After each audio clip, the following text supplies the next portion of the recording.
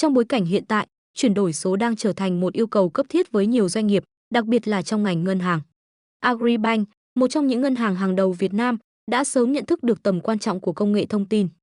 Với những nỗ lực không ngừng, ngân hàng đang đẩy mạnh ứng dụng công nghệ để tối ưu hóa dịch vụ và trải nghiệm khách hàng. Ông Phạm Toàn Vượng, Tổng Giám đốc Agribank, cho biết ngân hàng đã xây dựng một kế hoạch cụ thể nhằm hiện thực hóa những nghị quyết về chuyển đổi số. Agribank sẽ tập trung vào việc phát triển hạ tầng công nghệ, cải tiến phần mềm ứng dụng, từ đó đáp ứng yêu cầu của khách hàng hiện đại. Theo ông Hoàng Minh Ngọc, Phó Tổng Giám đốc Ngân hàng, một trong những thử thách lớn nhất là tỷ lệ khách hàng vùng nông thôn gặp khó khăn trong việc tiếp cận công nghệ.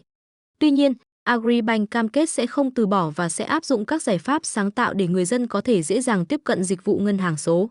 Agribank cũng đang tích cực hợp tác với các tổ chức khác để mở rộng dịch vụ, từ thanh toán điện tử cho đến các dịch vụ công. Những nỗ lực này không chỉ nhằm nâng cao hiệu quả quản lý mà còn góp phần chống tham nhũng, tiêu cực trong ngành ngân hàng.